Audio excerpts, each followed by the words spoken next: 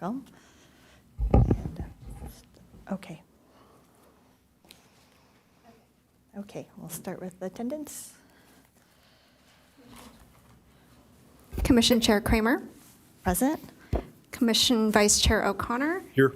Commissioner Parker, Here. Commissioner Switzler. Here. Let the record show that we have a quorum with 4 commissioners present and Commissioners Novi, Brunner, Wick absent. Okay, thank you. Would anyone like to lead us in the Pledge of Allegiance? I'll do it. Thank you.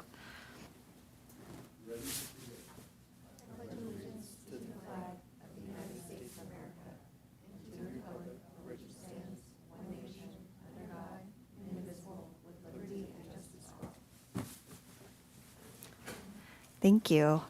Do we have any changes to the agenda tonight? No changes to the agenda, and let the record show that Commissioner Wick is present. Welcome, Commissioner Wick. Give him a minute to be seated. Okay, do we have any oral communications tonight? Yes, we have 2 speakers. The first is Katie Papanyak regarding a smoke-free multi-unit housing.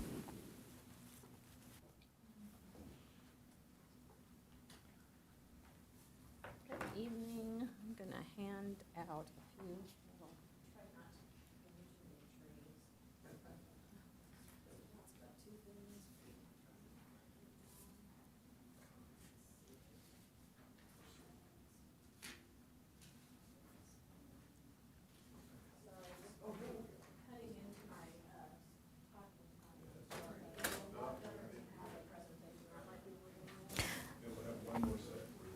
Let the record show that Commissioner Novi is present as well.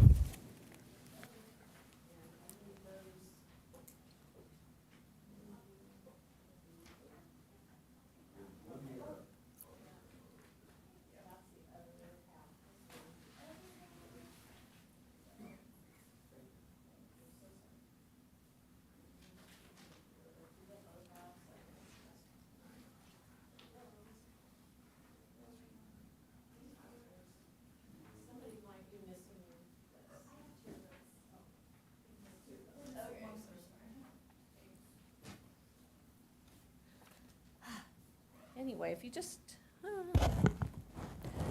hello, yeah.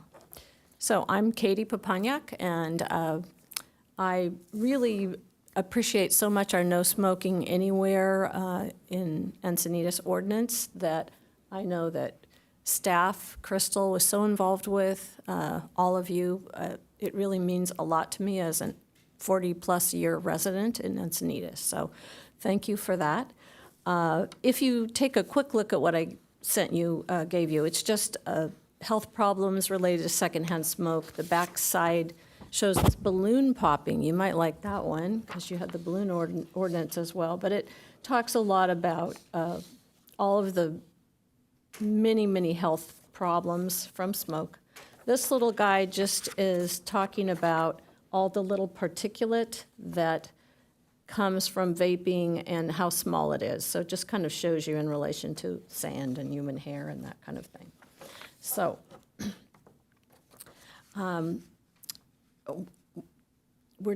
I just feel like we all have the right to breathe clean, smoke-free air where we live and work and play. And my passion for this issue is that I worked in a smoke-filled California office while smoking was allowed in the workplace. And that was a long time ago, you can tell. My first child was born with several birth defects, and the doctors felt that it could have been related to cigarette smoke. And this was a smoke-filled room, a small lobby. And, you know, neither my husband nor I were smokers. There was no smoke at our home, and my daughter still, luckily, she had great doctors at Children's, but she's had open heart surgery twice, and she's still dealing with health issues, so I have a passion against any kind of smoke. I just feel like, oh, you know what? I got the wrong glasses on. That's my problem. I got the far and the near. I feel that many populations, especially those living in multi-unit housing, are affected by tobacco and marijuana secondhand and third-hand smoke. And they are most likely to suffer these health consequences from those exposures. In homes where secondhand smoke is drifting into the surrounding units through windows, small cracks in walls, ventilation systems, plumbing, and electrical outlets, third-hand smoke consists of residue from tobacco or marijuana left behind after smoking, builds up on surfaces, and that can remain there for 20-plus years. I believe our environment is also where we live, and kids and pets do not have the ability to change their environment.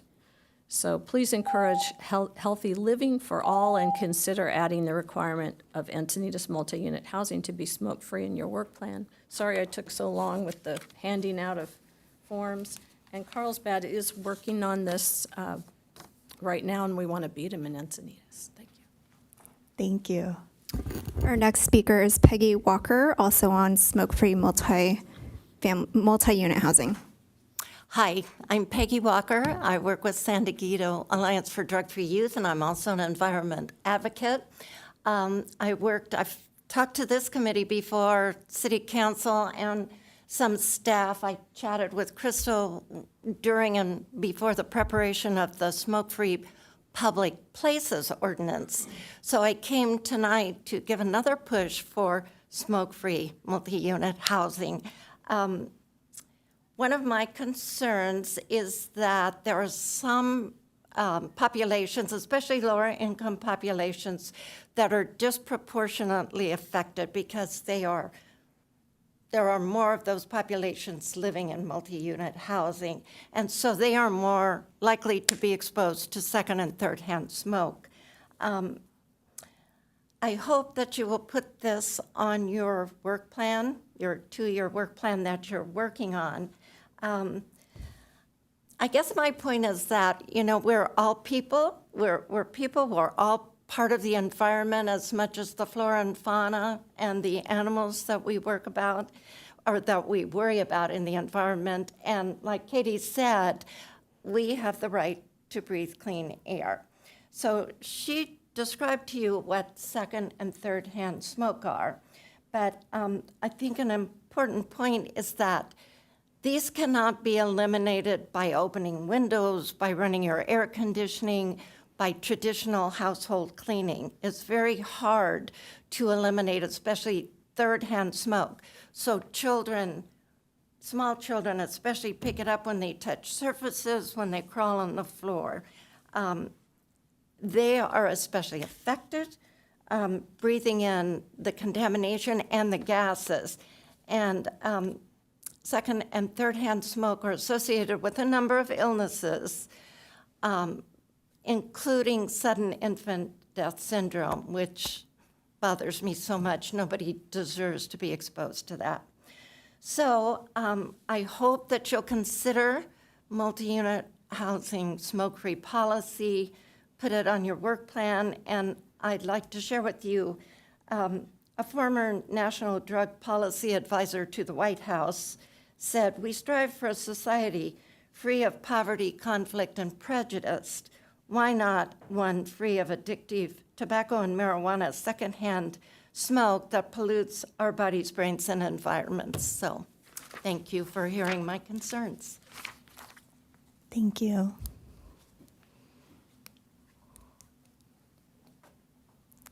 Do we have any other communications tonight? No other oral communications. Thank you. Okay, next we have our presentation by Angela Kemsley from Wild Coast, who's so kindly agreed to meet with us tonight. And I don't know, Commissioner Parker, if you want to give a little background or intro? I just want to say that I attended a presentation by Serge Danina from Wild Coast, and that was put on by the San Diego River Conservancy. And I was really impressed with the group. And Serge talked a lot about city government and how blue carbon can be involved. in caps. And so I would really love to hear more about what Angela can bring to us. So this is Angela Kemsley from Wild Coast. Thank you. Yeah, well, thanks for having me again. I'm Angela Kemsley. I'm the Conservation Director at Wild Coast.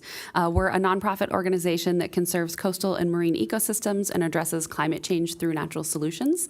So we do a lot of ecosystem-based conservation, so think sea turtle nesting beaches, gray whale breeding lagoons, coral reefs. We do a lot of work in climate change as well, because climate change is universal throughout all the different ecosystems where we work. So many, if not all of you, have probably heard of blue carbon, but I'm going to give you a little bit of a background on it. So blue carbon is carbon that is captured and stored in coastal and marine ecosystems. This includes the three official ones right now are mangrove forests, seagrasses, and salt marshes. And the science is still out on kelp forests. We're actually working with the Scripps Institution of Oceanography right now and some other scientists to see if kelp qualifies. But right now, mangrove forests, seagrasses, and salt marshes. And what makes these blue carbon ecosystems unique and especially effective for fighting climate change is that they will draw carbon out of the atmosphere and that into the plant matter. And that plant matter is then actually buried in accumulating sediments. So in terrestrial ecosystems, like if you're thinking of trees or shrubs, that carbon is pulled out of the atmosphere and usually kept in the tissue of the plant. And so plants are only so big, and so when they die, that carbon gets released again. In blue carbon ecosystems, the plants will actually pull carbon out of the atmosphere and bury it in the sediment underneath the plant. And this is especially effective since most of these ecosystems are wet, so the soil is continually wet. So the plants, even when they die, decompose at a slower rate. And as long as they stay in that wet soil, the carbon remains in that soil as well. So if you take a look at mangroves, which is where Wild Coast got our start in blue carbon, you can see mangroves live in brackish water, so usually right along the coast. And so they have this really intricate root system, which are blue carbon ecosystems. That's another thing that sets them apart, is they have these really intricate root systems. So they're actually able to more effectively pull carbon out of the atmosphere and then put it in the soil. And then you can see that carbon is stored in the soil there. This actually makes them incredibly effective fighting climate change. And from the research that we're doing, we've actually partnered with the Scripps Institution of Oceanography, and we collect some carbon samples. I'll show you a picture in a minute. But these blue carbon ecosystems on average will store about 2.5 to 5 times more carbon than their terrestrial counterparts. So they're really great at combating climate change. We got our start in blue carbon in Mexico, so we do restoration and carbon sequestration studies. And so we try to conserve. In Mexico, it's mostly mangroves, conserve everything that we can. And then in the degraded ecosystems, we will actually go in and plant new mangroves. And we do carbon sequestration studies to see how effective that is, because we want to know if we're going in and doing all this work, because it's not cheap, if it's actually helping to store more carbon. And if these restored ecosystems are comparable to unrestored and just pristine ecosystems as well. So we took our work with mangroves in Mexico and we translated that here to Southern California. And so we are actually working to conserve and restore over 50 acres right now. We work at the Bataquitos Lagoon, San Dieguito Lagoon, and Agua Hedionda lagoons.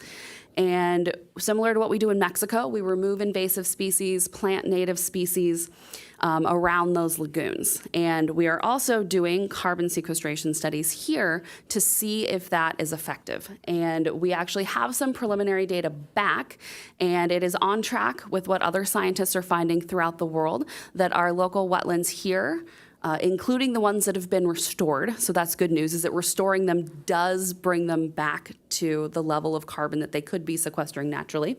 But it is about 2.5 to 5 times more than terrestrial ecosystems. So it's very, very effective.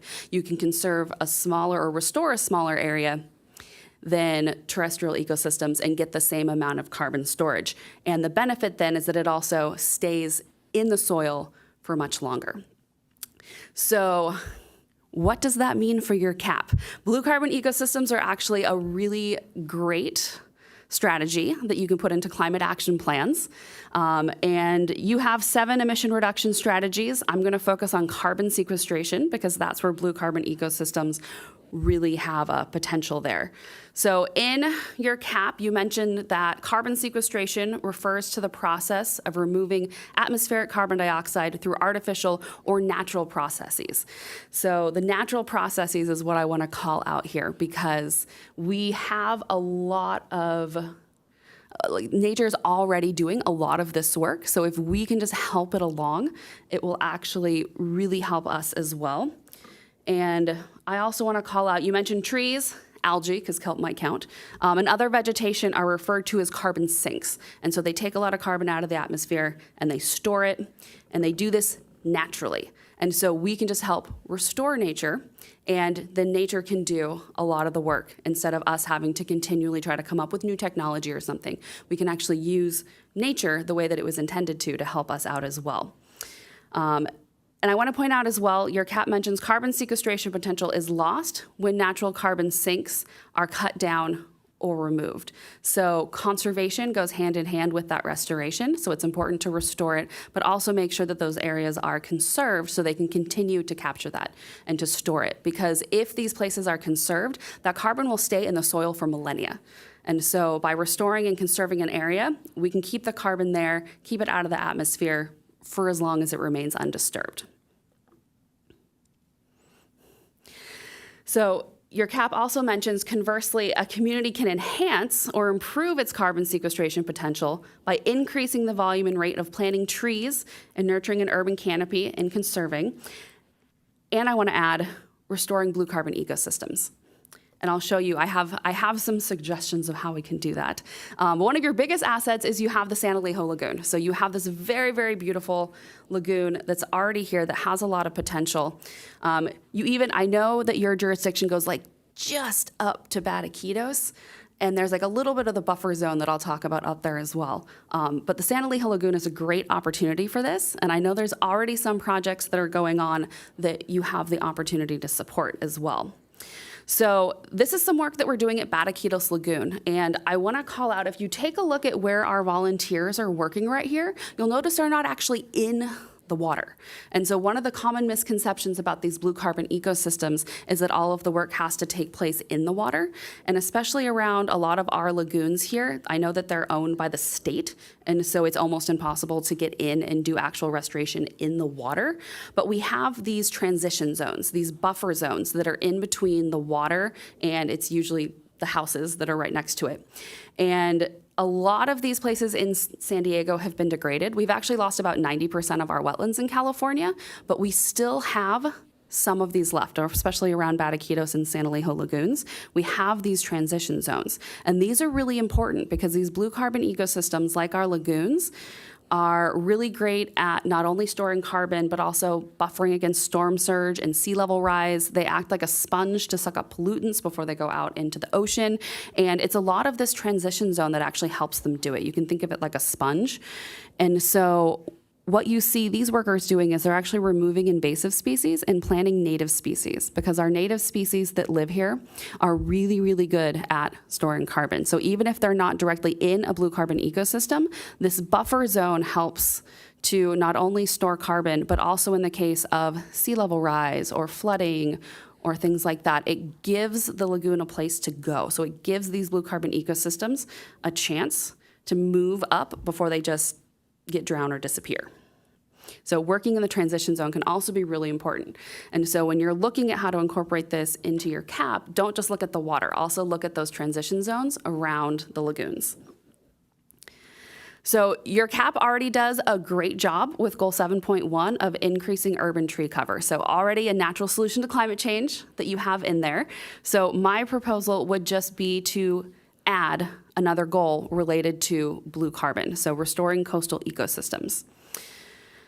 So here's a proposed, following 7.1, starting with your update, develop and implement a coastal ecosystems restoration program. So this would include removal of invasive species and non-native species and the installation of native species to promote increased carbon sequestration within the community. And remember, this doesn't have to be in the water, it can be in that transition zone as well. So what that would look like is by 2030, you could set a goal to restore X number of acres of degraded coast and wetland annually. And you would need to do a little bit of research on this. We have some preliminary numbers for other wetlands, but you could also do research around the San Elijo Lagoon and some of the other wetlands here to figure out exactly what that target would be. But from the research we've done at other lagoons in San Diego, we would expect that number to be about 2.5 to 5 times more for the same acreage as you would see for like urban tree planting. So remember, this means that it can include work in transition zones. It can also mean including or supporting projects that are done by other entities, because there's a lot of nonprofits and other organizations that are already doing projects. I know there's already a couple of great projects going on at San Elijo Lagoon.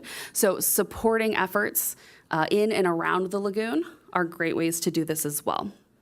So some of the supporting measures that you could have for a blue carbon goal would be first coming up with an inventory. There's a lot, San Elijo Lagoon is pretty obvious, but there's a lot of little pocket wetlands around the city and around San Diego that if you create an inventory, you can see a lot of potential there.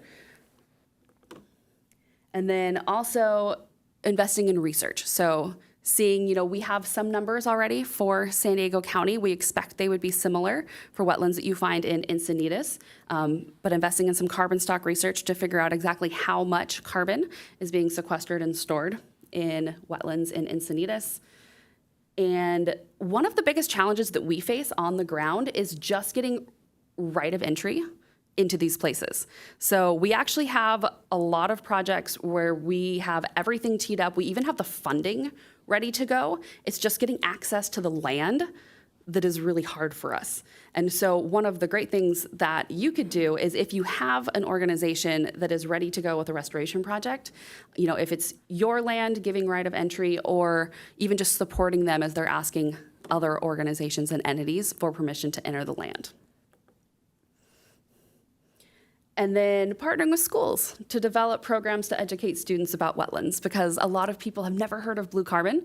And so the more we can get it out there, the more people grow up and they have this in mind and can put it into action in the future.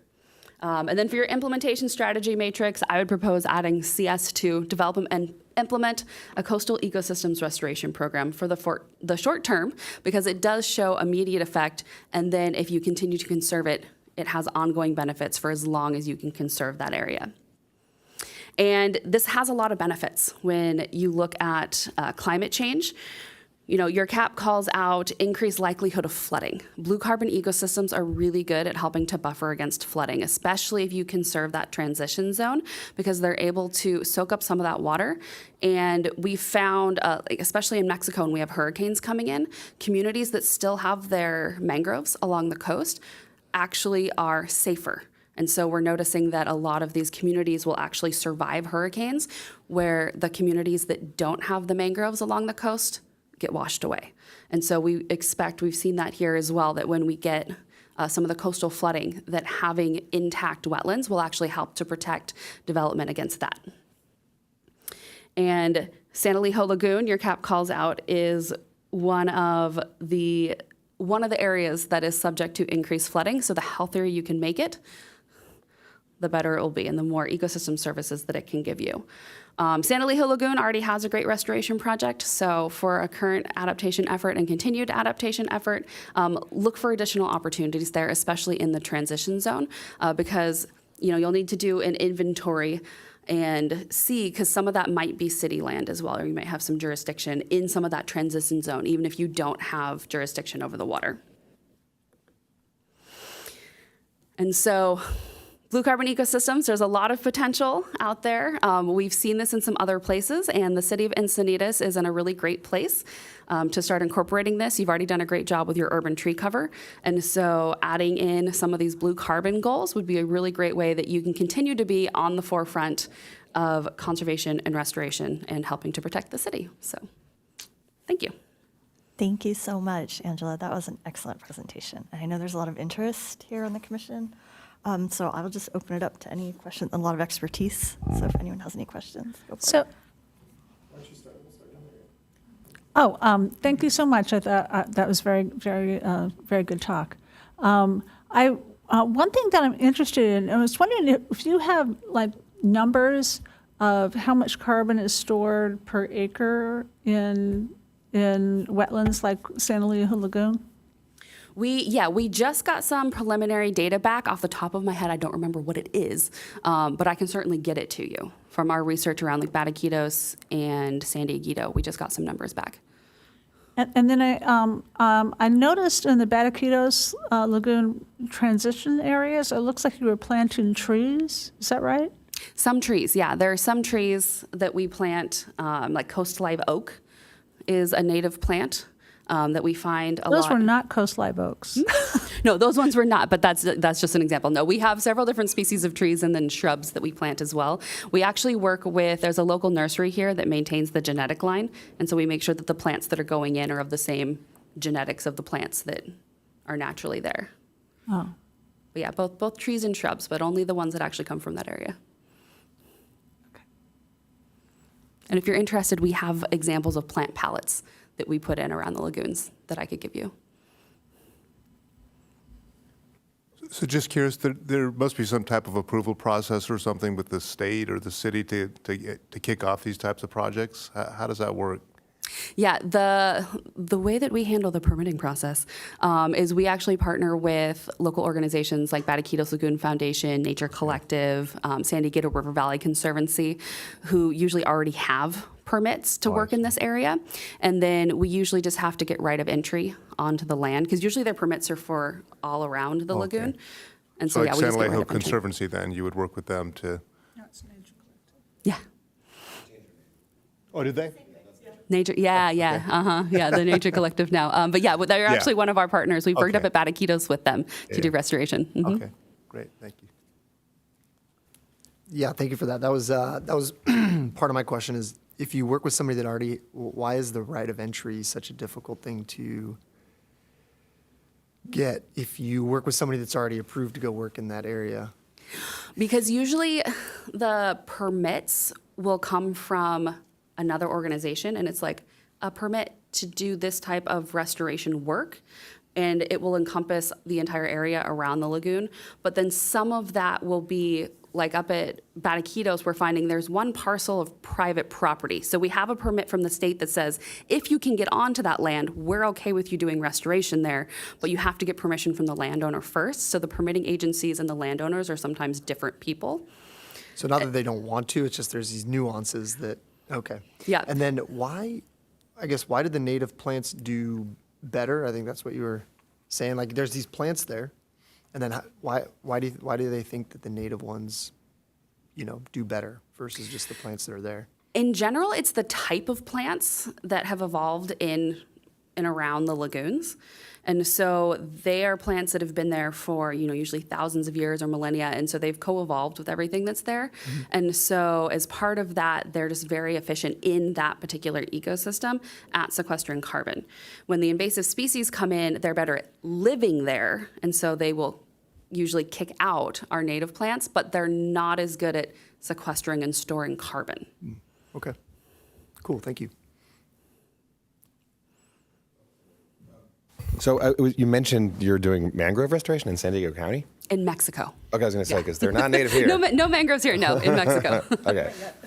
Well, I mean, that's an interesting question, right? I mean, we all want to plant native plants, but the, ecosystem is changing so rapidly that in certain niches it might, we might have to move things northwards, right? Assisted migration is one of the terms for that. So I'm curious if you guys have any experience or thoughts on those topics. Yeah, we found the plants usually don't move as quickly as the animals, so that's usually good for us. And the plants that we find are usually in part of a bioregion, a whole bioregion. And so we will get, if you go south of the border, you're going to find similar or the same species as what you would find here. So they usually cover larger ranges. And so we can actually buffer against that range shift a little bit more. And the more native plants you put in and the more carbon that's being sequestered, the less we're seeing that range shift, because they're able to help, keep the temperature in check a little bit, but they also will establish themselves.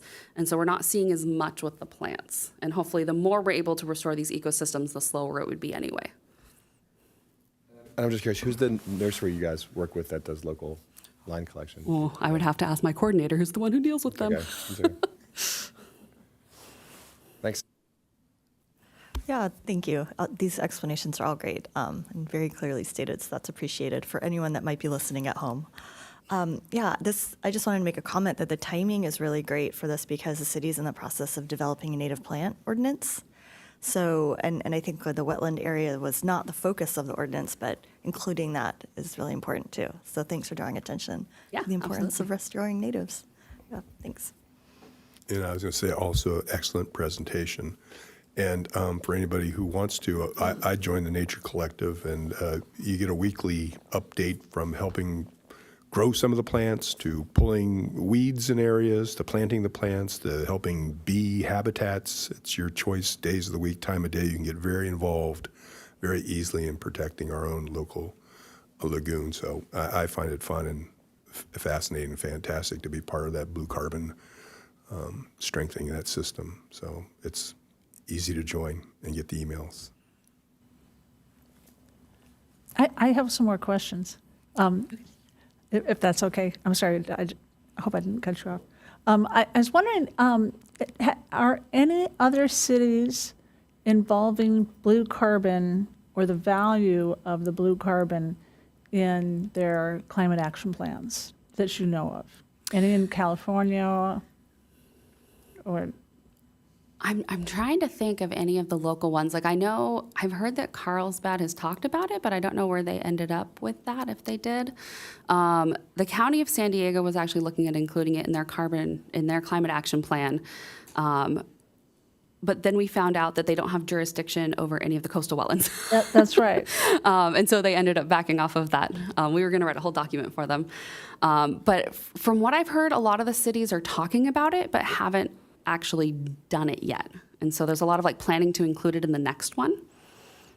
Okay. But I don't know that it's been done yet, at least in San Diego. Okay.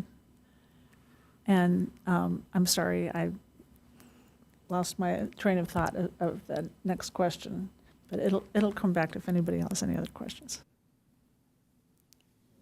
I work at the Botanic Garden. We hosted a blue carbon symposium. I remember it very well because it was 3 days before the COVID shutdown, together with the Salk Institute, and heard from a lot of folks around the world, doing blue carbon work. And you mentioned this earlier. You mentioned it in regards to kelp systems. There's a lot of. It's hard to measure carbon in blue carbon systems, and so they have a ton of opportunity, but in some ways are just a little less understood than certain. It's easy to measure. Comparatively easy to measure, volume and density of wood in a forest stock. So there's still a little bit of work that needs to be done to understand, how to measure some of those things. But there's really great research, and mangroves I think are really the poster child if you live somewhere where mangroves are native and can be grown really well. I know for us, I'm really interested in the kelp stuff. And Mark will have to ask the Surfrider Foundation.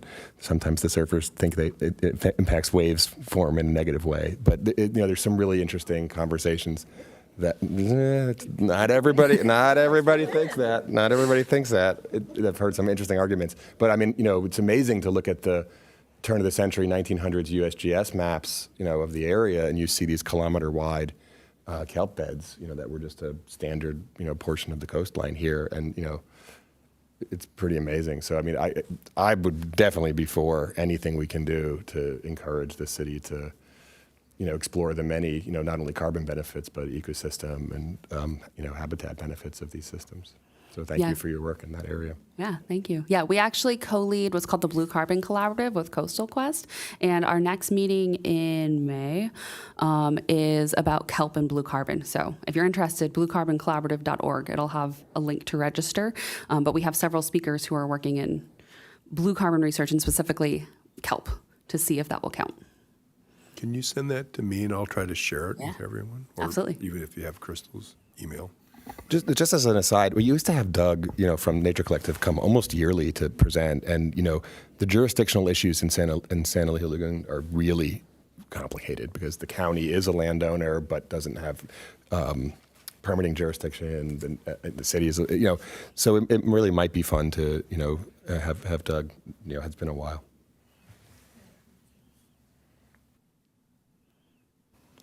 Any other questions? Thanks again. Yeah, I really thank- appreciate it. Thank you. That was great. Okay, moving on to item 6, approval of minutes. I move to approve the minutes from March 14th, 2024. Thank you. I'll second it. All in favor? Aye. Aye. Aye. Any opposed? Okay. Thank you. Okay.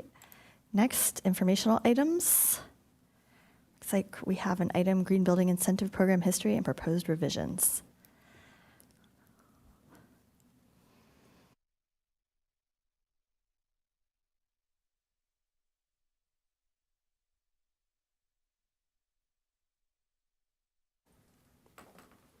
All right.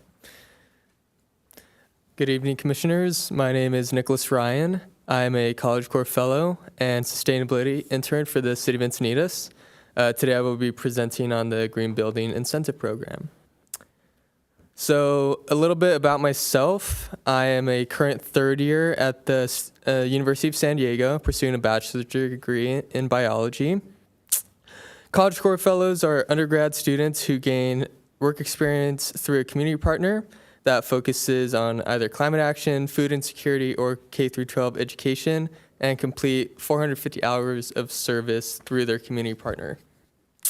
This is my second year as a fellow with the City of Encinitas, and my focus this year was generating suggestions and proposals for the Green Building Incentive Program, which included a new handout proposal and creating a rebate simulator.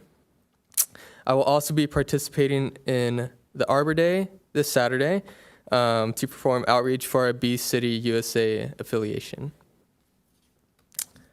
So now I'll begin with some of the Green Building Incentive Program history. So the Green Building Incentive Program began in January of 2010 and required a certification from either Build It Green, also known as BIG, or the Leadership in Energy and Environmental Design, commonly known as LEED. The incentive includes up to a $2,000 rebate, priority permit processing, and project recognition at a city council meeting. So from 2010 to 2022, there's been 30 project applications, 60% of which have been completed, 20% are currently in progress, and 20% are incomplete. Of the 18 completed projects, 8 were certified by LEED, and 10 were certified from Build It Green. The accompanying photo here is the city's first completed project, which received a platinum certification from LEED. So this program includes both residential and commercial projects.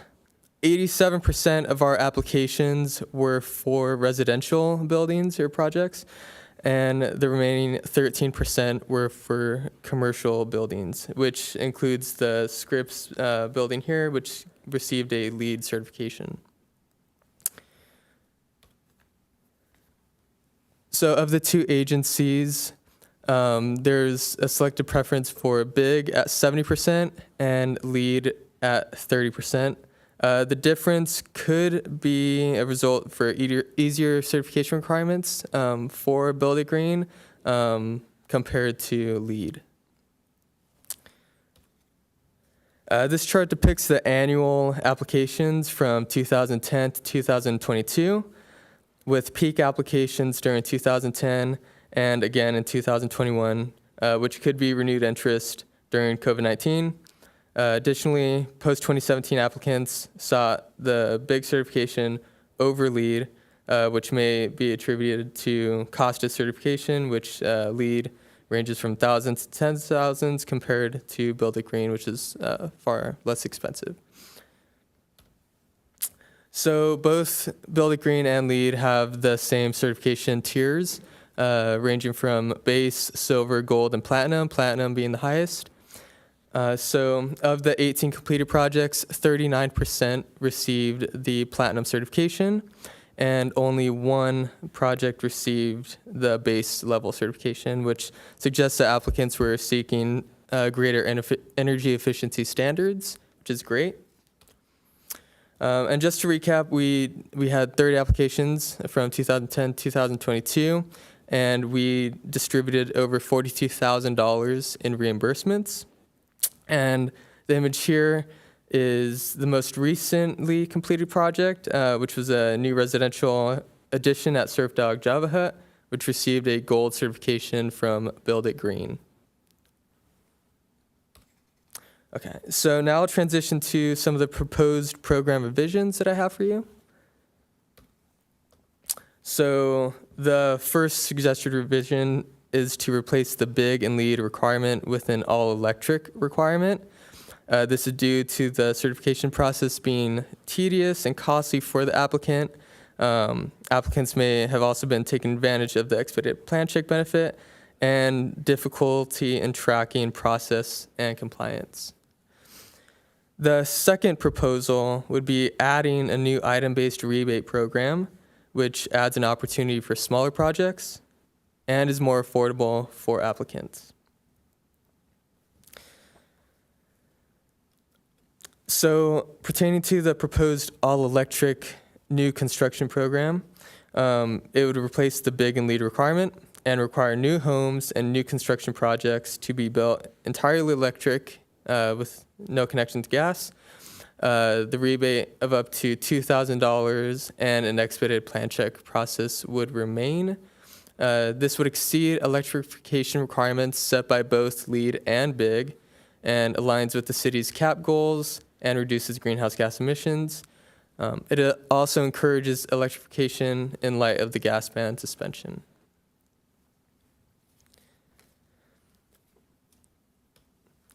So this figure captures what a potential all-electric home may look like with features such as a heat pump, HVAC system, induction cooktops, and EV charging, among other appliances and features.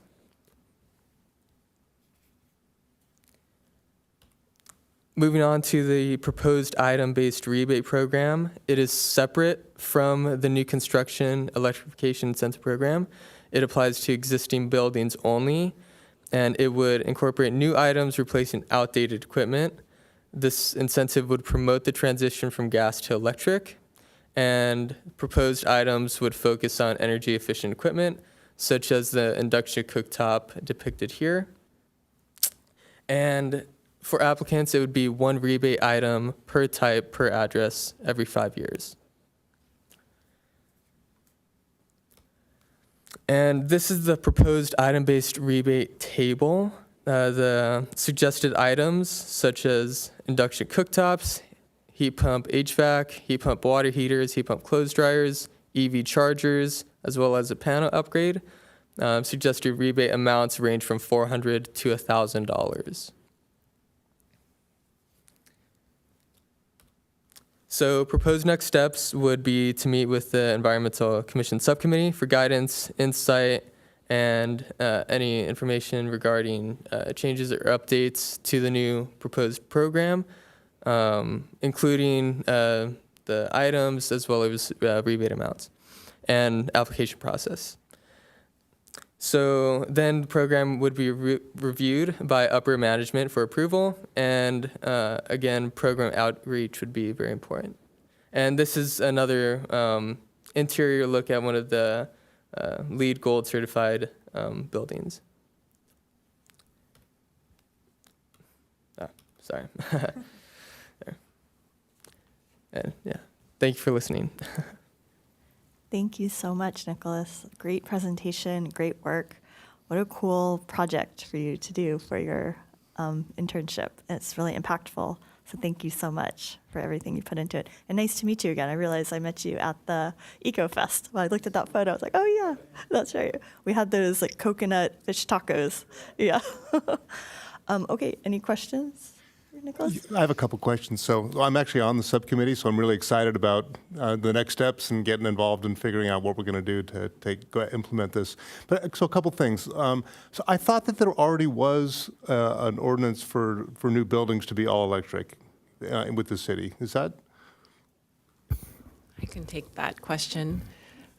So we did adopt an ordinance requiring all electric homes. However, the lawsuit against the city of Berkeley occurred kind of about a year or so ago. Oh, okay. And we had to unfortunately suspend our ordinance because it was very similar to what the city of Berkeley had and effectively was unlawful I based see. on the results of the lawsuit. Okay. So what that means is we don't now have, that part of the code has been suspended, and so we don't now have anything requiring all electric. So what Oh, okay. what this incentive program would do is encourage people through a monetary incentive I see. and priority plan check to build an all-electric home because we're no longer able to directly require it. Okay, great. So that never got executed, so now we're going to find a way to achieve the same goal in a different way. Okay, good.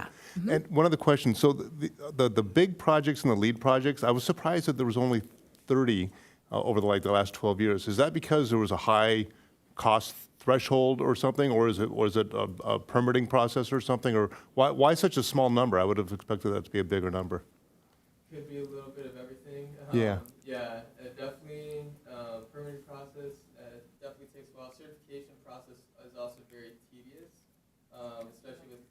Oh, sorry. Especially with both lead and big. I know that lead takes a very long time. They usually have to do a full year or two, just pretty much audit on the house and or project and whatnot. But yeah, it's there's a lot of variables in play and why the applications are so low. Okay, okay. So, and just last thing, since most of Encinitas is built out, I really think the item-based rebate program has the potential to be really impactful, for the city to achieve its climate action plan goals and all that. So, really excited to hear, or work with you to get that implemented and figure out what we're going to do. So, great. I'm really looking forward to it. Yeah, super cool. Thanks, Nicholas. I think hopefully only two easy questions.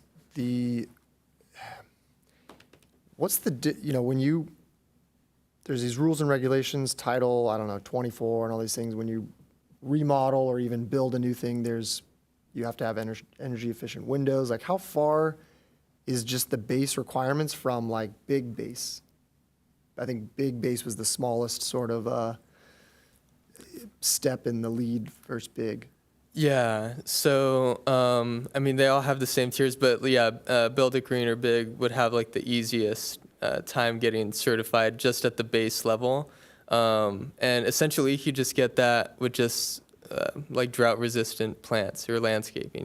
Just something as simple as super low barrier to entry. Yeah, Okay. so for Big, LEED has higher standards, which probably is why they didn't seek, or applicants didn't seek LEED.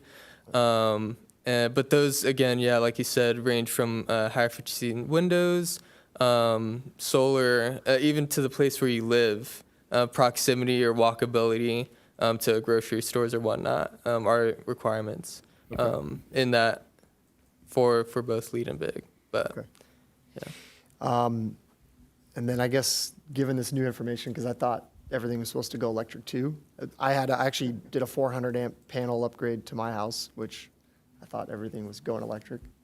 So, and what I found out, and I'll get to my question, is that not everybody in the city can get a 400 amp feed.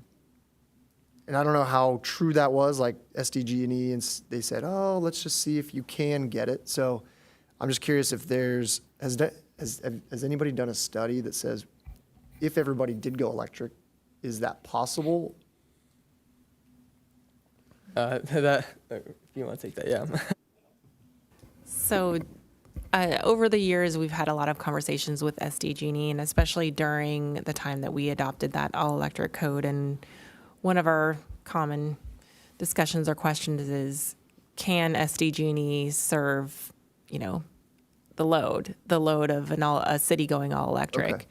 And the answer that I've always received is that they are here to serve, and that if They'll figure it out. They will figure it out, and they may not have the power now, but their intention is to serve the electric load that's needed in the future. Okay. So, each individual home scenario might be a different situation. I mean, that's somewhat of a different question, but you know, I think typically what they do is they assess what is currently available, say on your street or up on the electrical lines along your street, and perhaps they might need to upgrade the lines getting to your home, and that might be more complicated and could preclude some things. But overall, my understanding is they would need to serve your needs. So, Gotcha. So okay, that makes a little sense. And then I do like the item-based rebate thing. Do I understand it correctly? If I can kind of tallied up all the numbers, it's like if you replaced all those items, it'd be like $5,000 or something. But can you get one item per address every 5 years? So can I replace all of those in 1 year? Or I have to replace one every 5 years? You would have to wait 5 years. You'd have to wait 5 years, essentially. Yeah, it's only one per 5 years. Oh, okay, one item. Yeah. Okay. I have a sort of related question. Is that money coming from the city, or is it like state or federal programs supplying those rebates? It's, coming from the city. I believe the CIP budget is correct, or, currently, yeah. The Is- general. general fund. The general fund? Yeah, so this is all, of course, still proposed. So this is, any of the suggestions here are definitely up for discussion. Like, we could, we could modify it that you could get all of these rebates in one home if that's what, the subcommittee or the commission wants to recommend to council. Ultimately, it's, since this is an interesting one, because it's an internal program, so it may not actually need council approval to get revamped. However, so that's still being worked out in terms of that approach. But your environmental commission input would certainly be something we're very much interested in. And if we want to be able to offer, or you want to be able to offer residents rebates for every single one of these in 1 year or on a given project, then that's definitely something that we could look into. And then council, the one thing council would need to approve, though, is the budget for the program. So, we would, this program could get very, very, a lot of interest. But it's possible that we would need to limit it to whatever the budget was for that year for, that was allocated by the city, by the council. So say the program received $20,000 for that year, that would be the cap for that year. So that might be the limit there. So some things to think about. Yeah, that's exactly what I was thinking is, maybe you pick 2 items per year, because if you do your stove or the HVAC, you might need a panel upgrade at the same time. Yeah, so that was kind of the idea with having it be one item per resident per 5 years, is that that spreads out the opportunity amongst more residents, rather than, say, if one resident wanted to take advantage of all of these, that's, could be almost $3,000 to $4,000, and that's like a quarter of potentially what we would have available for that year to provide. So it's all, up for discussion, and of course, ultimately, council's approval of whatever the budget is, but just things to consider as we develop or redevelop the program. One more thing to add on your rebate question. There are other state and federal incentives for some of these items. And in fact, quite a few for, I want to say, a lot of the heat pump technology. So we sort of took that into consideration, and that was part of our analysis for considering the rebate amounts and sort of what we wanted to prioritize. Thank you. I had that question, so thanks. I just had one last question for, I think, Crystal. I was under the impression that it was just the gas stove part that was on hold. Is it the entire electrification ordinance that is now suspended? Yeah, unfortunately, it's the whole ordinance. Okay. Not just the stoves. Yeah. Okay. Yep. And is there an update on that? Was there like an appeal? Or Yeah, something? I was actually planning to give an update during the update section. So Perfect. yeah. Thank you. I have a question on the permit costs for making these changes of the different item-based rebate program. I know there's a permit for the HVAC, which is significant, and but I don't know if there's a permit for anything other than I don't know if there's a permit for any of the others. Yeah, most of these actually require permits. It just depends on how your home is pretty much set up. Like induction cooktops could include a permit fee for that. How much is that? It could range anywhere for induction cooktop could range from $50 to $350 for the permit fee. But something for like the HVAC, the heat pump HVAC, would probably be around $300.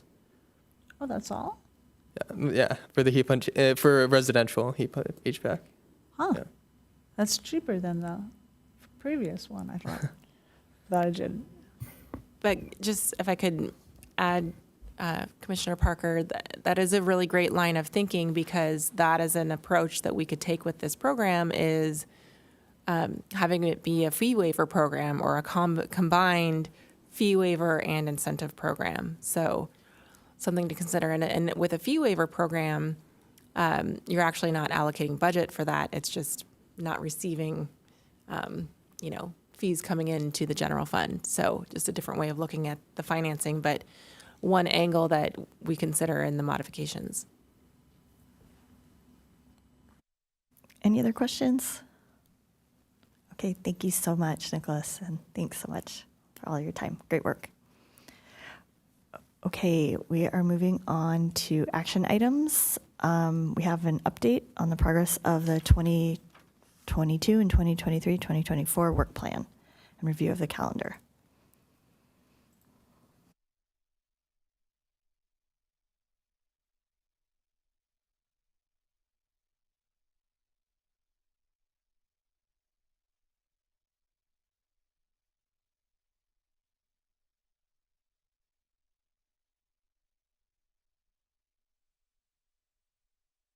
I just turned it off instead of turning it on. Thank you, Chair Kramer. I will go over the work plan update for April 2024. Let me just make it a little bit bigger. There we go. Okay, so as typical with this action item, I will be going over just the red portions of the update, which indicate the new things that occurred since the prior month's update. So on March 8th, a zero waste fair was held at Ocean Hill Elementary School, and it was attended by Vice Chair O'Connor. Upcoming outreach opportunities include Arbor Day, which is this weekend, Cyclovia, which is May 19th, and EcoFest, which is on June 2nd. Can I make just one little push? Sure, yeah. There it will be SDG&E booth, so that at Arbor Day, so that you can come and ask them all their questions about building electrification. Thanks, Carol. Can I add an invite now, or should I do it under informational? We've been invited as commissioners to an event. Yeah, please go for it. BCK, May 7th from 5 to 6 p.m. at the Farm Lab on Quail Gardens, as an event that they invited us to attend. I believe it has to do with student projects. Yeah, it's their showcase for the year of all of the student projects, environmental projects that they've done during the school year. Oh, May 7th in the evening, 5 to 6:30.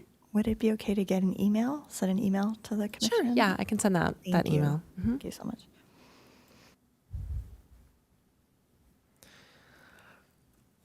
Okay, moving on to work plan project number 2, which is the environmental awards program. So the nomination period ended on March 8th, and nominations were forwarded to the judges for scoring. The winners were chosen, and the awards will be presented on April 17th at the council meeting. And they have been, the awards have been created, and they're sitting on my desk right now. So they're in the house. Okay, moving on to project number 3, which is the native plant policy. On March 20th, City Council discussed possible next steps and agreed to consider funding for the development of an ordinance, an education program, and demonstration gardens as part of the upcoming budget discussions. I give a tiny update related to that. For the budget discussion that the city council had, discussing budget allocation, Commissioner Parker and I spoke in support of funding the native plant ordinance. And so we are interested in hearing the outcome of that when we have an answer to that. Is there any idea of the timing of the budget process? Yeah, it always happens. Must happen before the end of this fiscal year so that we have a budget in place for next fiscal year. So it will likely be at a council meeting in May that it's first introduced. There were already some discussion. There was one planning session that already occurred. And then the next thing council will hear is a proposed budget. And then they will vote on the final budget at a following meeting. So it all happens over the next few months. So definitely be on the lookout for the item coming up at a future council agenda. Thank you. Great. So project number 4 is the no smoking ordinance. And this project is essentially complete. The final signs were installed on San Alejo Avenue in February. And then jumping down to project number 6, which is the mobility element update. City staff is in the process of updating the mobility element currently, and a draft of the updated element is anticipated to be available for the commission to review in June. Would this be a time as you scroll through and we see there's not 3 commissioners on something, if anybody has an interest to speak up now or? Yeah, later? definitely. If you see any that have two or less, I think that most all of them are covered. We went over that last meeting. So the newly appointed ones are in red, like this one for Bruner on project number 6. The reason why project number 5 only has just one person is that one's essentially complete. So there's not really a need to assign new staff to it or new commissioners to it. Okay, so project number 7 is the 5-year climate action plan update, and city staff and consultants are in the process of updating the proposed list of cap measures based on the comments received by the public. The Environmental Commission subcommittee met on February 29th and will meet again on April 15th to discuss possible revisions and additions to the cap. And then project number 9, which is the Green Building Incentive Program. You just heard from Nicholas tonight regarding some ideas that staff had and Nick had on how to revise the program. And then the next step would be to meet with the Environmental Commission subcommittee and discuss the ideas further. And then jumping down to project number 14, that's the San Onofre Nuclear Generating Station monitoring project. And Commissioner O'Connor recently attended 2 webinars related to songs hosted by Surfrider and the Samuel Lawrence Foundation, and also toured the facility in February. So I added that. Can I ask a question on that one? Uh-huh. So I know one of the things we were talking about previous was trying to aggregate funds from interested communities to improve monitoring, essentially. Has that gone anywhere? I don't think so to this point. The only push I'm seeing right now is these nonprofits, including Surfrider, is trying to get the education out that something has to be done. And I know there's going to be an action alert to hopefully all 9 million people that live in the danger zone of this, to let their congressmen and senators know we want something done, finding a depository for it in a safer location. But as far as maintaining it while it's here, I have not heard of an improvement of the monitoring system. So Mark, we chatted a little bit about it. There are, if we want to get email distribution lists, there's no easy way to get free ones, but there's some ways I looked at. If there's money, we can pay to get the email out, to Southern California. So We can talk about it later, I guess, but I did a little dig in there. All right, super. Okay. Anything else? I was going to go back to 10 real quick, that you gave us the current policy. We haven't digested that or talked about it yet, but that's on Got the idling. info. Great. It's idling now. It's idling. We're hoping it goes electric. Okay, and then that actually wraps up the updates for this month. And if there's anything else, you can bring them up now. I had an update for item 15, the food service plastic ordinance, which seems like we have an update that we're going to update you every month. But we have kind of one last piece that we're trying to put together. And so Commissioner O'Connor and I and Crystal and city staff are meeting with EDCO next week to kind of hammer out some of the details of that. And so we hope to present that to you as soon as we can. It's just very complex. We want to make sure we kind of get all the pieces in place first. And did that meeting go in person now? I couldn't tell from that Yes. secondary email that went out. Yeah, it did. I think there's a lingering Teams link still on it, but it is I saw the word carnation in there. in the Carnation room, Okay. which is this one right back here. Thank you.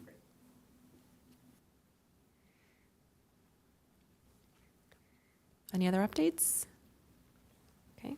Okay. And then jumping to the calendar really quick.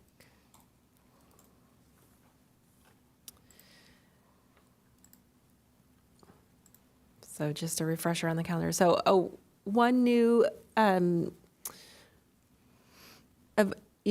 something that's recently evolved is council has recently changed the way that the community grant program is run.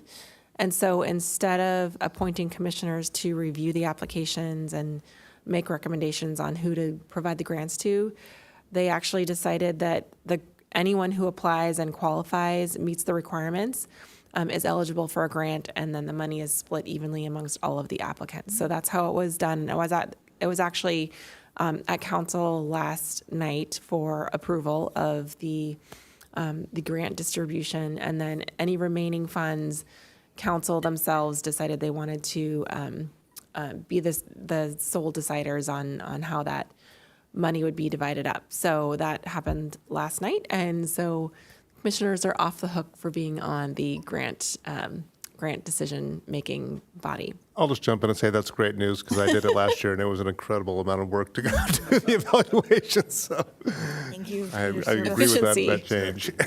It's a much more, efficient model now.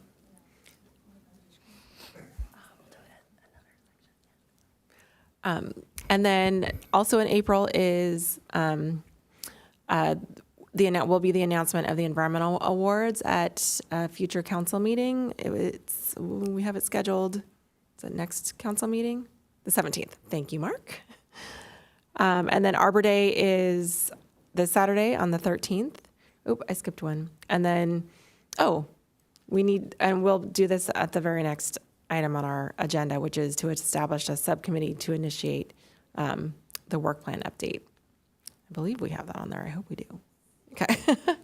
I've been on vacation for a week, so my brain's not quite here. And then I'll just go over May and stop right there. So in May, you can look forward to adopting the work plan that the subcommittee recommended, and after your full commission input, of course. And then in May is also Cyclovia on May 19th. And that will wrap up the next couple months. So if you're comfortable with let me just go back to the right screen. If you're comfortable with the work plan update for this month, you can go ahead and move to approve it. Okay, would anyone like to make a motion to approve the work plan? I move to approve the work plan. I'll second. Okay, all in favor? Aye. Aye. All opposed? Okay, and do we need to approve the calendar? No, that's just informational only. Okay, great. Okay, I guess we're moving on to 8B, establishing a subcommittee for the work plan. Yep. And so the action for this item is to deliberate and decide who you would like to have on the subcommittee. It can be no more than 3 commissioners, and then what their responsibility would be is to review the current work plan and make proposals for revisions, changes, additions to that work plan, and then that would be presented to the commission at your next meeting for action and recommendation to council for approval of the final plan. And then how do we go about that through the month? Just whoever's on the subcommittee, anyone can approach and say, this is a topic I want to bring forward in the future or in the next 2 years, and get a list Yeah. going that I would probably meet together. I mean, you could go back and forth over email amongst the 3 of you, but then at some point probably meet to decide on what the final proposal is going to be.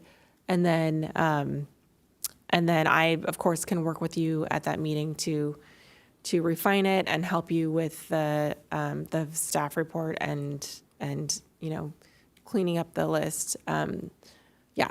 But any of the 4 not in the subcommittee can approach any one Oh, I of see the what you're members saying. on the subcommittee, because not have 3 of us and one Yes. join us, we'd have a 4th. Correct. Right. Yeah, you're exactly right. Yeah. So if you're not in the subcommittee, but you have an idea, then you could email one of the individuals on the subcommittee to make a recommendation on what could be on the list. Or you can hold your idea for the next meeting, and then, of course, that would be a perfectly great opportunity to share it in the public forum, and that could be discussed and added at that time as well.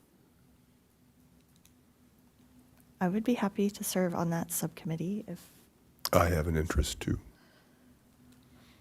any other. I was gonna say, I'm commissioners pretty interested? fresh and I'm happy to do it, but, two things in, so. Oh, good way to learn. I did it a couple Yeah. years ago. It's, Yeah. yeah. Okay, I'll join my fellow Okay, great. commissioners over here. Great. I'll be around this month, so. And do we need to have a motion to approve that? Yeah. Okay. Okay. So I'll like to make a motion to approve that configuration for the subcommittee for developing the work plan. Anyone want a second? I second. Okay. All in favor? Aye. Aye. Aye. All opposed? Okay. Moving on to number 9, any commissioner-initiated action agenda items? No, none. Actually, I answered that question myself. Okay, number 10, any updates on items of interest to commission or announcements by commission members or staff? I have one. Based on our 2 public speakers tonight, I know they've been to council many times talking about that multi-unit housing issue. There's some movement in Carlsbad that they have, Vista Community Clinics gotten to their council to where they've already directed staff to come up with an ordinance and bring it back in May. So there's starting to be some movement in this arena of having fresh air for everyone, no matter where you live. So based on that, I am interested in assisting them in the city to do something similar. So I just wanted to make that announcement, and then hoping through all of us, with approval of all of us, get it into the work plan for the next 2 years. So I just wanted to mention that fact. So I was curious, why, what are the opposing people, or what's the challenge to getting that through? You're telling people that they can't smoke in their house if they're in an apartment that's with other people, with other apartments.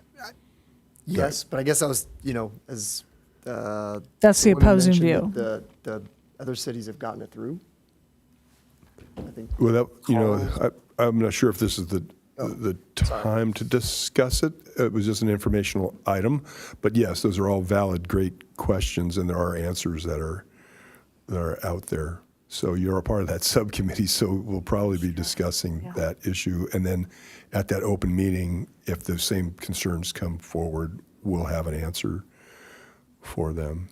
But And yeah, that I was thinking that through during the presentations. Is this within the purview of the Environmental Commission?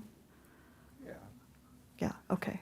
Yeah, I believe so, because you were the spearhead of the prior smoking ordinance, so okay. I would think that this falls along those lines. Sure, okay, great. But of course, make a good point that it's ultimately up to council to decide who does what, and so if you were to include it in your work plan, then that would be the way that they would officially be approving that, this commission to be working on that, if that is something you desired. We had that discussion slightly when the smoking ordinance was being talked about, and I think they addressed it a little bit in the word environment, and I've spent some time looking into it, that we are the top of the environmental food chain. We are the environment. We are the sea turtle on the land here. We are the dolphin. We are the owl. We are just like any other animal on this planet. Yes, pretty close to that song, wasn't it? So anyway, that's my take on it coming through the environmental commission. I actually sat and talked with one of our new Health and Human commissioners. Is that the new title of that? I'm actually unfamiliar with that new commission. You got approved, and there are 7 people sitting on it, and I happen to know one of great. one. And because I was trying to see if that health and human aspect of their name would it be more engaging to them, and apparently being brand new, not having their feet on the ground yet, I was recommended to bring it to us and not to them. So another reason that we're up in Carlsbad, I believe it's their planning commission that took it under their umbrella. But to me, the human health of breathing and cancer and all that, to me, it fits what we do. I don't have a problem trying here. See if the council agrees. Just for your information, it's the Public Health and Safety Commission. Thanks, Maria. Yeah, thank you. And I have one other update. Was again, surf riders having a beach cleanup the third Saturday, which is the 20th, between 9 and 11, because of all the sand replenishment projects at Moonlight will actually be at Cottonwood Creek. And last month when we were there, the volunteers brought out 557 pounds of debris from that beautiful little park. So we'll see what happens. Hopefully it won't be as much, but I'm sure there'll be something there. So April 20th. Thank you. That's all I had.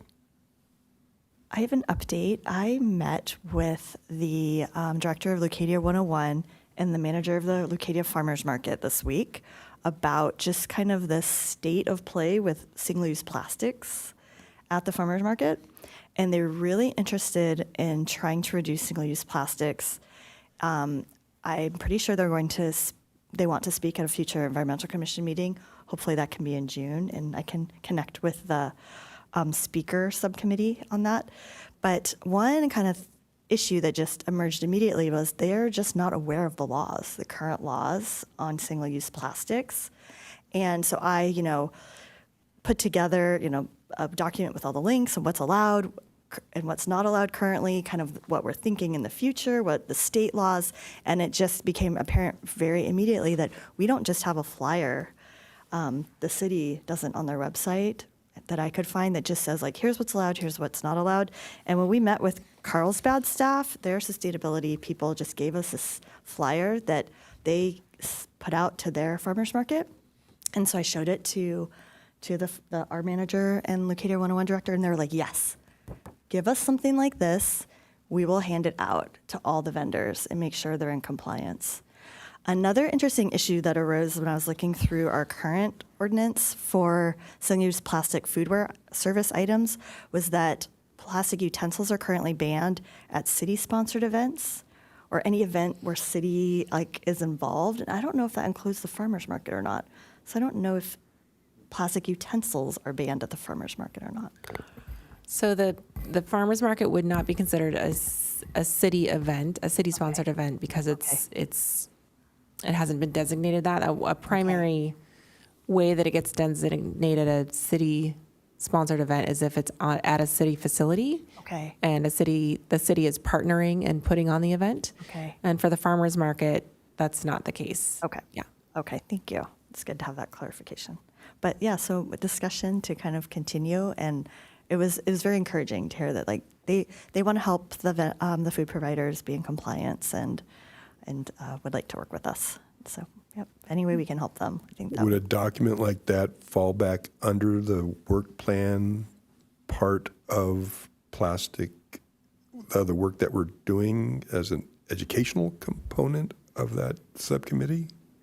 Or how would we help the city get that Yeah, document I think out? so. And maybe the commission could do something like recommend a specific improvement to the educational items that staff provides or the city provides. One good way to start that conversation, though, too, is with when you have a scheduled meeting with the staff member Paul Meckler, who runs that program now, and EDCO, and so that would be a really great starting point and something they might even be able to just pick right up after just an informal recommendation. Great. wonderful. Thank you.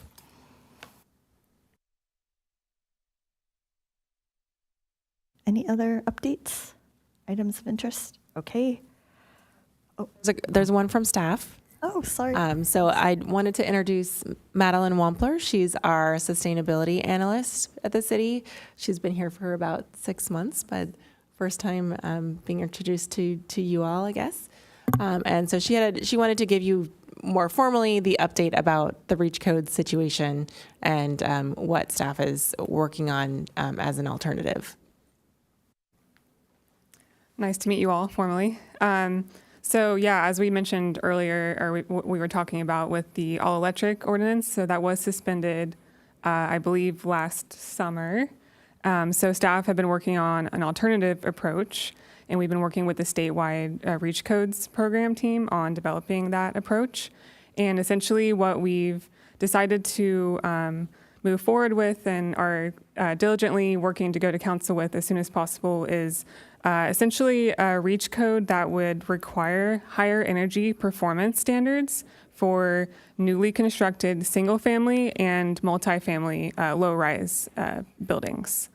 And this would apply to both mixed fuel and all-electric construction equally, so there would be no preference or disadvantage either way, but essentially by requiring a higher energy performance standard, we would be incentivizing and strongly encouraging all-electric construction while still allowing mixed fuel homes.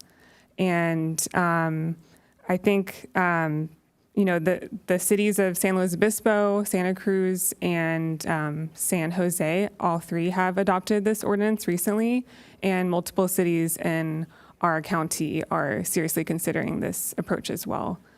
So I think, yeah, I'll stop there, but that's what we're working on and hoping to go to council very soon. Can I have a question? How would this incentivize using more electric in development? So this approach would incentivize all electric construction because it would make it more financially feasible and we've demonstrated that through a cost-effective analysis that the statewide REACH code team has conducted and updated recently. And it would also require higher energy performance or energy efficiency measures, including adding additional solar PV and additional efficiency appliances if you want to go mixed fuel. So, and including adding a battery to your home. So if you do want to go mixed fuel, you can, but you have to add essentially more solar, a battery, and higher efficiency appliances. While if you want to go all electric, you don't necessarily have to install as many of those efficiency requirements.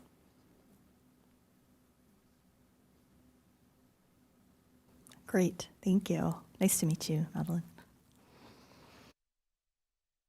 Okay, I just have one question. I don't know if you guys know, are people putting in, I'm sorry? Is your mic on? Just want to make sure. Yeah. Okay, sorry. Sorry. Are people going with all electric, or is there still a lot of people using gas in development? So from what I've seen since I've started reviewing applications is about, or especially since we've suspended our all-electric ordinance, about 35% of the applications I've seen are with gas, with mixed fuel homes. So I guess that's 65% are still voluntarily deciding to build all electric, which is, I mean, it's not 100%, but that's great to see. And I think that's a little bit lower for our our multifamily homes, but that was for single family homes. About 65% were still voluntarily meeting that. And I have seen that rate a lot higher for accessory dwelling units. Those tend to be more often all electric.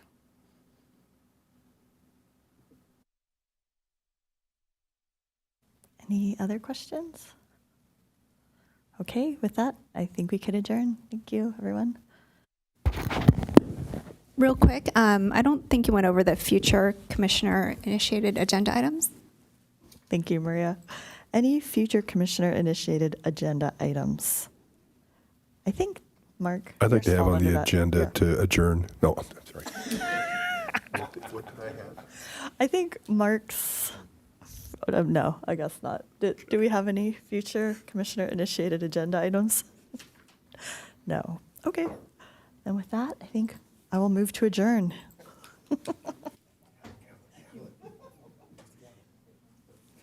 Yeah, that's official. Hit the gavel. That's right. Of course, for your